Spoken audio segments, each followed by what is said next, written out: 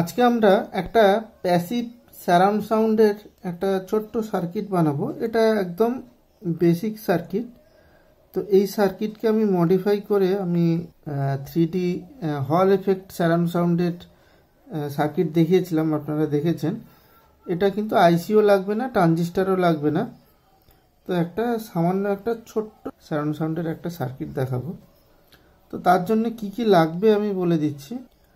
1K resistance দুটো দরকার পড়বে। ক্যাপাসিটার নেব 4.7 ইউএফ বা এমএফডি, 50 ভোল্ট বা 63 ভোল্ট।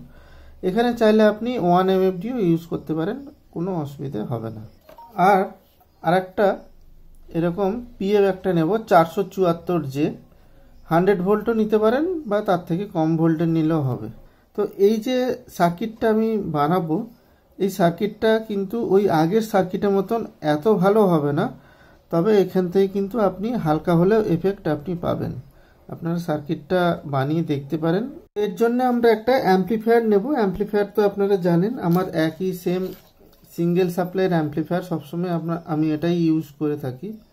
ডুয়েল সাপ্লাইটা ইউজ করি না, তার কারণ ওর জন্য ট্রান্সফর্মার আলাদা করে সেট করতে হয়। সিঙ্গেল সাপ্লাইটা হাতের কাছে থাকে, ভেরিয়েবল পাওয়ার সাপ্লাই। কিভাবে বানাতে হয় সেই ভিডিও কিন্তু আমার ভিডিওতে দেওয়া আছে। আমরা এরকম অডিও ইনপুটের তার নিয়ে নেব। এই অডিও ইনপুটের দুটো যে এটা হচ্ছে সবুজটা হচ্ছে ground, left channel, right channel বা যে কোনো একটা চ্যানেল ধরতে পারেন।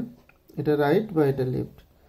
তো দুটো চ্যানেলেই আমি কি করব, রেজিস্ট্যান্স 1K রেজিস্ট্যান্স কানেক্ট করে দেবো। এই দুটো রেজিস্ট্যান্স আমরা একসাথে জয়েন্ট করব।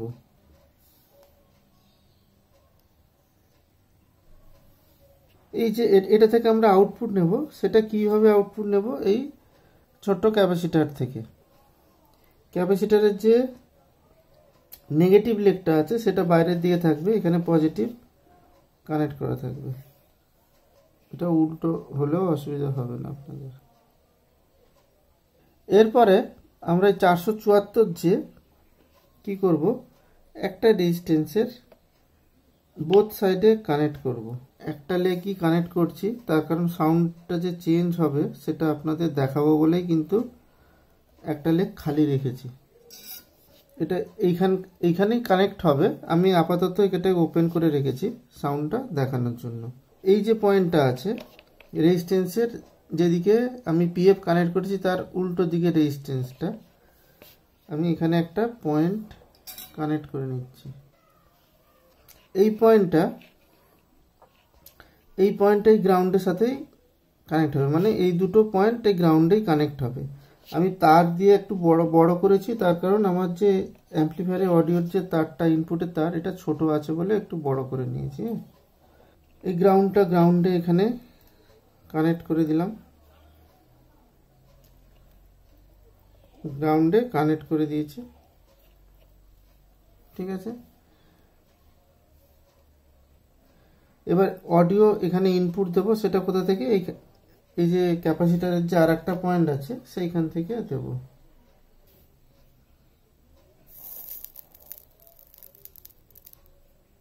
এই ক্যাপাসিটার থেকে আউট হয়েছিল অডিও আউটটা,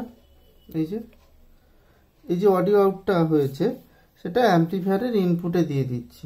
এই যে এখানে ইনপুট, অ্যাম্পলিফায়ারের ইনপুট এটা।